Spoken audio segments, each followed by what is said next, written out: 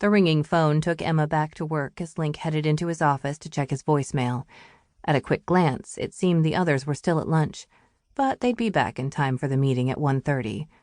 He listened to a message from Lucas's fiancée, Danny, who managed the warehouse for them. "Hey, I wanted to let you know I'm not going to make the meeting today. We're totally slammed here, and I need to stick around. I'll check in with you at Sunday dinner to find out what I missed. The good news is we're slammed. The bad news is we're slammed. See ya." Link smiled at the message. She was right. It was great news they were slammed, but he'd have to talk to her about what they could do to support her and the warehouse team in the last days before Christmas. Danny was such a terrific addition to their team and their family. She and Luke were great together. And seeing his son take on the role of father figure to Danny's 1-year-old daughter, Savannah, had been nothing short of amazing. His voicemail beeped with the next message. "Lincoln, it's Charlotte, your sister." Shocked to the marrow of his bones by the sound of a voice he hadn't heard in 40 years, he sat up straighter. "I'm sorry to call you out of the blue, but we wanted you to know that Father is gravely ill and doesn't have much time left. He's asked to see you. He knows he has no right to ask, but he's asking anyway. If you would, please call me." With shaking hands, Link grabbed a pen to write down the number she recited. "I'll understand if I don't hear from you, but I hope I do."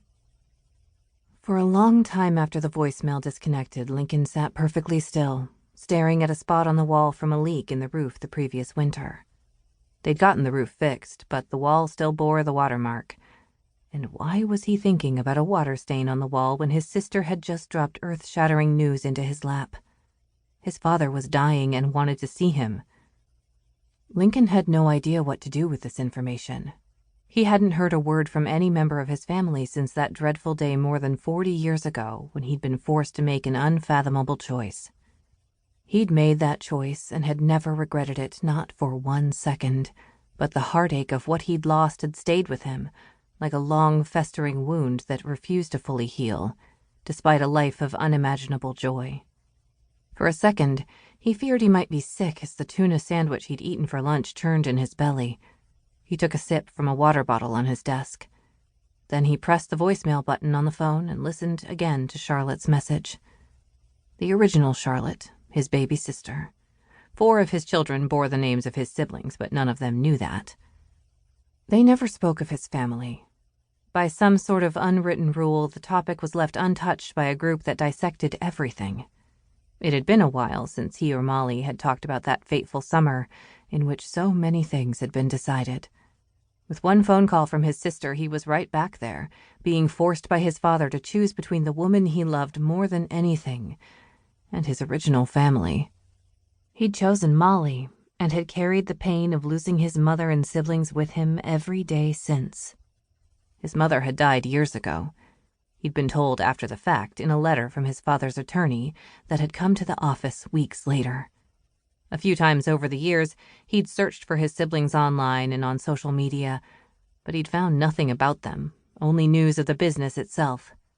He had no idea who they'd married, if he had nieces or nephews, if they still worked for the family business or lived in the Philadelphia area where they'd been raised. He knew nothing about the people he'd been closest to as a child. A quick glance at the clock told him he had 15 minutes until the kids would be back for the staff meeting. If he was going to return Charlotte's call, he needed to do it now or be forced to wait until after the meeting. Somehow he knew if he didn't make that call right now, he never would. He picked up the phone and dialed the number, holding his breath while he waited for her to pick up. "Link, is that you?" His phone number, bearing the distinctive 802 area code, must have shown up on her screen. "It's me." "It's so good to hear your voice." "You too." "I'm sorry to do this to you, but Father, he asked me to call you. He doesn't have much time left, Link." "What's wrong with him?" "He's suffered from emphysema for years, and it's gotten progressively worse. The doctor told him this week to get his affairs in order. He said the only thing he needed to do was speak to you." "I'm not sure what to say to that. It's been 40 years.